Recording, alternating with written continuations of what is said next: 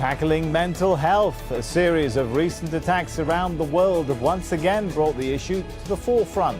Is there a link between violence and mental health?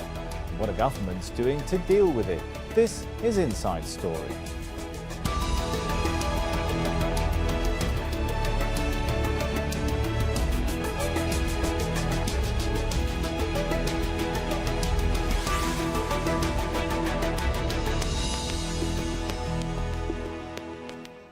Hello and welcome to the show. I'm Sami Zaidan. This year has seen a series of so-called lone wolf attacks which have killed hundreds of people around the world.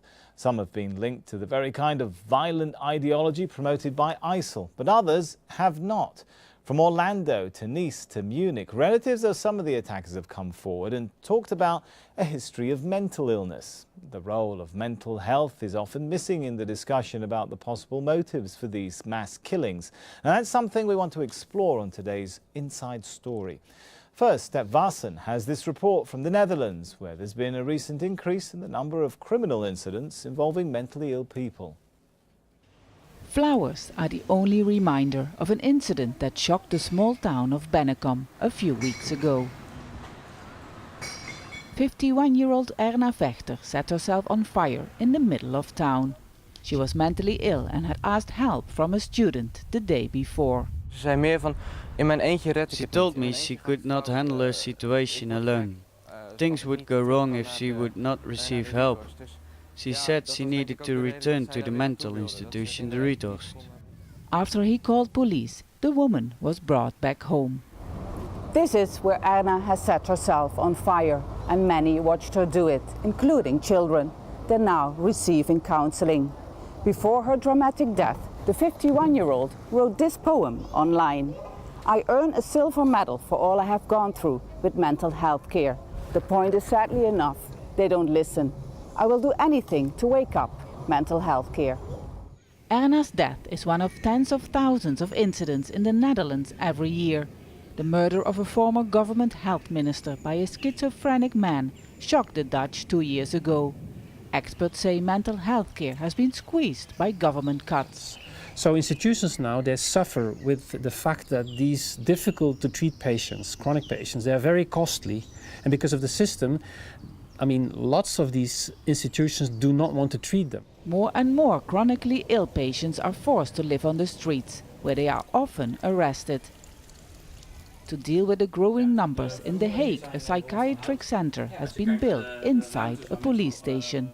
The Minister of Health declined our request for an interview, but a leader of a government team formed to deal with incidents blames a lack of cooperation between institutions. She says budget cuts should not be used as an excuse. The awareness of those mentally ill people, to put them on the political agenda, to improve the cooperation between all these authorities, will diminish the risks. And that's what we are fighting for. That's why we are working so hard. The government team is hoping for a fall in the number of incidents by the end of the year. So a cry for help, like Erna's, here on the phone with police the day before her death, won't be ignored in the future. Step Vassen, Al Jazeera, Bennekom, the Netherlands. Let's get the thoughts of our guest now then. Joining us in London, Raj Persaud. He's a consultant psychiatrist and a professor at London's Gresham College. In Accra, joining us on Skype, we have Peter Yarrow, Executive Director of Basic Needs Ghana. Welcome to you both.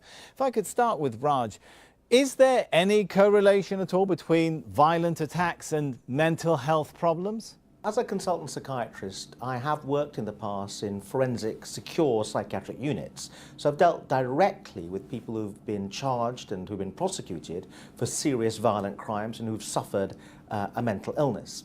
It is certainly the case that some kinds of mental illness, and it looks as though from the preliminary findings that the attack in Japan appears to have been conducted by a young man who looks like he was suffering from a paranoid psychotic illness. It is certainly the case that some mental illnesses, some extreme psychotic illnesses where you're in the grip of a delusion, for example, can be linked to violence. But I think a mistake is being made by the media with this cluster of attacks that's occurring at the moment, and they're all being lumped together. I think actually, in many cases, they're occurring for very different reasons. For example, the attack in France on the priest was conducted by two people, and I suspect there's an organizational element and a political element to that. But some of the attacks that have been conducted by lone individuals, I suspect that mental illness and psychiatric disorder plays quite a significant role in those attacks. But I think each attack has to be considered specifically.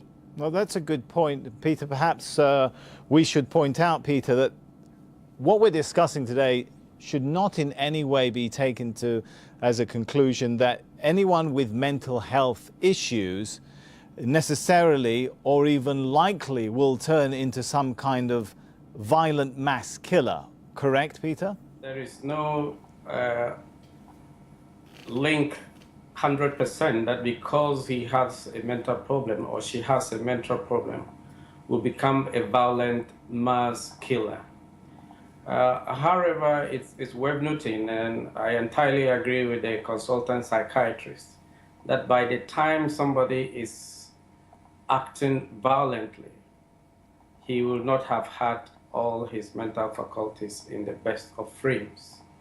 So something would have triggered the person who even normally going through assessment may not be found to have a psychiatric problem, but by the time whatever violent act is being perpetrated at that stage, he could have passed to have been at a certain level that if help was provided, it could have probably averted what the person has done.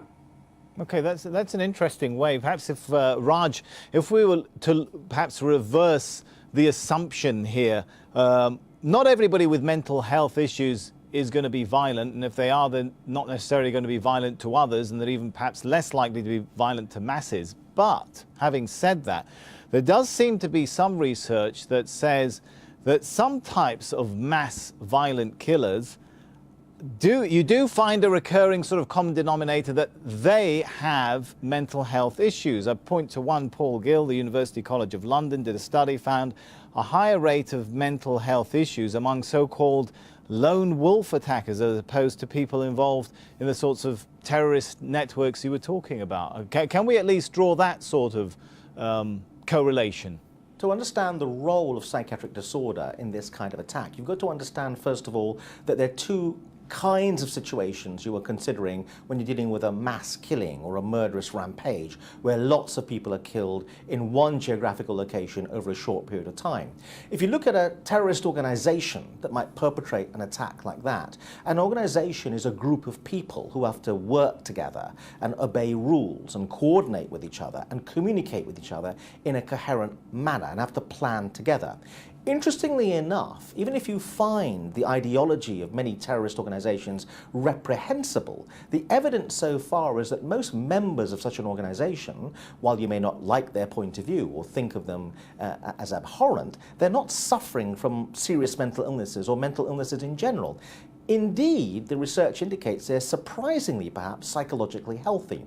And if you think about the fact that for an organization to be effective, it has to have people who will follow orders, who will understand them, and who will obey them. And that tends to rule out most major serious psychiatric disorder, which tends to be linked with a chaotic way of being. So oddly enough, terrorist organizations, not only do they not want people who suffer from mental illnesses, they want people who have good mental health, who will be effective operatives. So oddly enough, they screen out people with serious psychiatric disorder. And that's quite an important point, because I think there's a conflation in most people's minds that when someone commits a horrendous act that seems beyond comprehension, an evil act, if we can use that word, there's an automatic link in the public's mind that that must mean that person is mad. But psychiatrists would not use the term in that way. Right, so terrorist organizations Raj, or people who are part of it tend not to be suffering from a serious mental illness. Right, but Raj, that may be the case when it comes to people involved in a more sort of organizational structures. But maybe this is anecdotal, but some of the lone wolf attacks, that does seem, I mean, is there evidence that does seem to suggest that that's different? The prosecutors in the case of the July 22nd shooting in Munich said the suspect was suffering from mental illness and had received psychiatric treatment in the months before the shooting. The ex-wife of Omar Mateen described him as mentally ill after that attack on a gay nightclub in Orlando in the USA. The relatives of Mohammed Bouhlel said he was prescribed on antipsychotic medication after the Bastille Day attacks in Nice, France. And the list goes on. The 2014 Lint Cafe attacker in Australia, Man Haron Monis, was reported to have some kind of criminal and mental health issue history. I mean, when it comes to these sorts of lone wolf attacks, who often get scooped up in the sort of picture of what's called a terrorism attack, is there not a common denominator of mental health issues there? Well, I agree with you completely. What I was trying to do, and I was going to go on to talk about lone wolf attacks, was draw a distinction that in fact the research evidence is lone wolf individuals who perpetrate these kinds of attacks are psychologically indeed very different from the members of terrorist organizations. And again, I think the media is lumping these two things together because they're seeing a common denominator, which is a lot of people dead, but actually the pathway by which people end up in that situation are very different. Lone wolf individuals clearly have a much higher rate of psychiatric disorder than members of terrorist organizations. It's a completely different psychological phenomenon. And the pattern you tend to see with a lone wolf individual is someone who has a long history of some kind of psychiatric disorder. And throughout their lives, often they have been dysfunctional in one way or the other. So they tend to end up being loners. They have very few friends. They usually have divorced or a breakdown in intimate relationships or unable to find them. And as they spiral downwards through their lives, as they fail and fail again, they begin to harbor resentment and hatred against society at large. So in a homicide, you hate an individual and you then kill that individual. These people hate a community and they hate a society. And they blame that society or that community for their problems. And as a result, they take revenge. And that's the psychology of the lone wolf killer. Right. The really interesting thing as well is the geographic location of where the killing occurs gives a clue as to who they're resentful towards. So the Munich killer, for example, picked a shopping mall where lots of young people attend. And apparently the evidence is this was a young person who was bullied. Perhaps their resentment was towards young people, hence they were targeted. In America, many employees who've been given the sack and who return to work to shoot everyone at work and then kill themselves harbor resentment towards the workplace, the boss, their fellow employees. So if you harbor resentment towards a society at large or a particular community, the psychological clue lies partly in where the attack occurs. All right, let's look at things from the perspective of what Peter has discovered in your research. Often, perhaps in the West, in the Middle East, there's been a tendency to try and interpret any act of mass killing in terms of some kind of extreme ideology, religious, far right, and so on. But in your experience, Peter, in dealing with instances of mass or multiple killings, which seem to have involved some kind of mental health issues, I mean, what has been the common denominator, if any, in terms of ideology? To a large extent, but let me just say that mentally ill people have had enough stigma that we should add another type of label to them, that once they are mentally ill, they are violent. But it's also the case that for most people who have had mental illness and have not been able to deal with it, some of the fallouts are violent acts.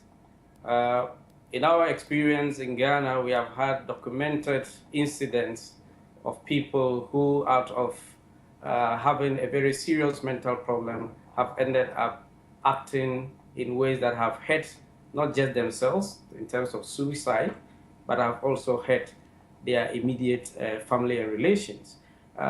Most of it would come from people using religion, for which they think that I have heard that I'm not successful because of what you have done to me, as we have heard in a recent incident in Ghana involving a policeman who you would have said that has had all the endurance to endure pain, to endure psychological torture and the rest, but who could not stand it and have had to kill the wife, the children, a mother-in-law, probably sparing the wife because she was not at home, because for a long time she was behaving abnormally, very lowly, will not sleep, and kept accusing everybody for misfortunes.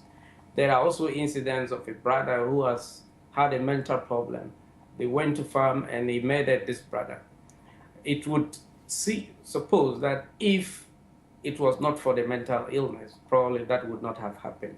If he could have had his own internal mechanisms to have that resilience to deal with such a problem, maybe he wouldn't go over the brink. I think the point which Peter is making there is very clear, that while mental health challenges or problems don't necessarily mean that you're going to be a violent person, but it does seem that in some cases of people who have done mass violent attacks, mental health is some kind of recurring factor. Raj, what I'm wondering is it possible to take this sort of analysis one step further and say that perhaps this should be a parameter when trying to identify or build a profile of a mass killer? And the reason I'm asking about this is the Australian Prime Minister, Malcolm Turnbull, now is asking the head of the counter-terrorism agency to investigate whether lone wolf attackers can be identified by looking at three factors: extremism, criminality, and mental illness. Is it possible to put mental illness in that sort of identikit parameter that you attempt to use to identify who might be the next mass killer? Well, clearly what's happening in Australia is happening all over the world, that security services are very, very concerned about lone wolf attacks. And the evidence is that as a proportion of victims killed over recent years, that proportion of victims that have been killed by lone wolf attacks is going up. So in other words, lone wolf attacks as a proportion of overall victims of terrorism in general are going up. So counter-terrorist agencies are much more successful against terrorist organizations. And the reason for that is they can intercept communications between people in a terrorist organization, or they can infiltrate it. The very fact you're dealing with a community of people makes them vulnerable to infiltration and interception by security services. Security services, and governments don't like to admit this to the public, are really finding it very difficult to prevent lone wolf attacks, precisely because the normal techniques and methodology security services use are useless against a lone wolf individual, because that lone wolf individual hasn't got other people to communicate with. In other words, you'd have to try and get inside their heads in order to figure out what's going on. And in a way, that's what the Australian authorities are hinting at. Can we get inside the head of the mass killer and prevent it before it happens? Well, again, the research on this is very interesting. There are some classic patterns. And one of the things you do see is that mass killings tend to be suicidal acts. And one of the terms that's been used in the psychiatric literature is that these are a kind of extended suicide. So by the time someone decides to perform the act, they often, not always, but often are suicidal. And often you see an incident of humiliation has occurred recently that's pushed them over the edge into the realm of feeling suicidal. They decide to take out a lot of people with them, as well as going themselves. And in some of the recent incidents, I suspect you will find, when you look back into the past of the individuals, the lone wolf attacks, who were suffering from a mental illness, that you'll see a gradual deterioration in their psychiatric health and a triggering incident. But again, the problem the authorities are going to have is the vast majority of the mentally ill are not dangerous. However, very, very dangerous people who commit mass killings, a large proportion of those do have a background of psychiatric disorder. All right, so if we look at it from that perspective, that if somebody perhaps is already flagged up for, I don't know, visiting extreme ideology websites, whether it's religious or political or far right, and they've perhaps got some kind of background in criminality, criminal offences, and some indications, you know, that they've been on the meds, some mental health issues. I'm wondering, Peter, because you've worked with people and you made this statement that, you know, if some of these attackers or mass killers had some help, perhaps they wouldn't have did what they've done. What is it that authorities can do? What's the next step if they, you know, if they identify that this person looks like he's on the edge? What is it that authorities should do or can do that they're not doing, Peter? Yeah, I think first and foremost, we've all talked about social networks. If somebody would spend hours on the internet and not talking to any other person, if somebody would remain in the room for probably the whole of the day and only comes out probably a few hours and goes back, and no one is concerned, then there is an issue there. And where we are becoming more and more individualistic, just as Raj have said, the loner is the person that no intelligence can get inside him to know what's happening. It is the networks that we have around that give assurance, that give comfort, that says, I am here, there is a shoulder here for you to cry on, I'm here for you to confide in whatever issues you have, to the extent that you would not vent your anger that for this kind of humiliation, I would die by the extended suicide explanation given. I would die, but first I have to kill more before I finally die.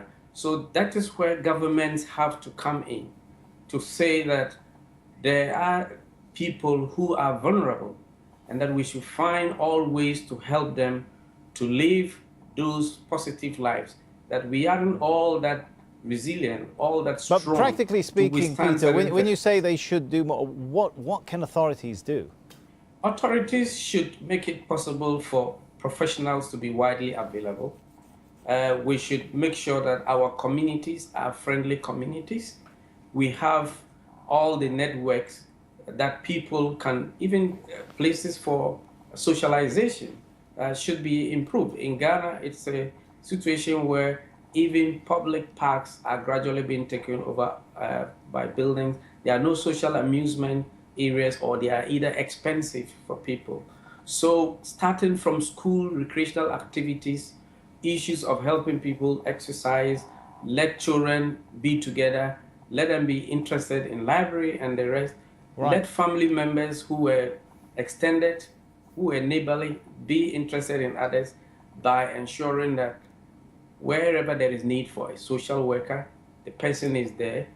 The pressures of life are also recognized by government, and right. People who need the support in terms of treatment actually get it. This is the problem that we right. are not getting in Ghana, where medicines, professionals, infrastructure is still very basic. Okay, we've got about a minute and a half left, so let me come back to Raj. This clearly sounds like a very difficult issue because we're talking about parameters which are quite broad. I mean, we talk about people, Peter was mentioning, you know, we should look out for people perhaps who are spending too much time alone on the internet or computer. Well, I might be slightly oversimplifying it, but I'm sure you get my point. There's probably a lot of parents who would be worrying about their teenagers spending a lot of time on the computer.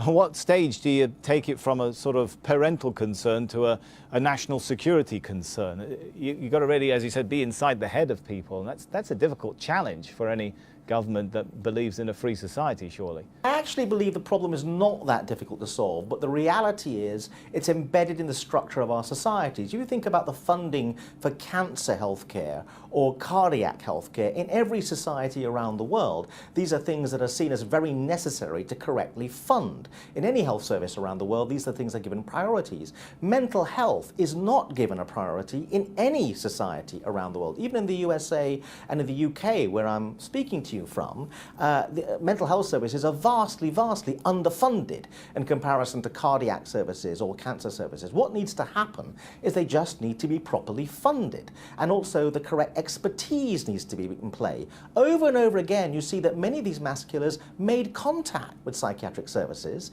but didn't make contact again because the services were so underfunded, they didn't perform any follow-up and track these people down and invite them to come back to appointments, or they were discharged early from a psychiatric hospital because the services are just too thin on the ground. So that's point number one. Better funding of services would make a difference. Point number two, there are often some clear signals. In every single assassination of a major public figure in the Western world in the last 50 years, conducted by a lone wolf individual, that lone wolf individual has made contact before. They sent a letter in before. And that's usually a marker of a threat. And there's a thing called the Fixated Threat Assessment Centre here in the UK that screens out crank mail to identify potential threats. So there are markers that would signal the mentally ill who might be dangerous. Yeah. I'm afraid we are out of time, so we're going to have to thank our guests, Raj Persaud and Peter Yarrow. And thank you too for watching. You can see the show again anytime by visiting our website aljazeera.com, or for further discussion head over to our Facebook page. That's facebook.com/AJ Inside Story. You can also join the conversation on Twitter. Our handle is @AJ Inside Story. From me, Sami Zaidan, and the whole team here, for now, is goodbye.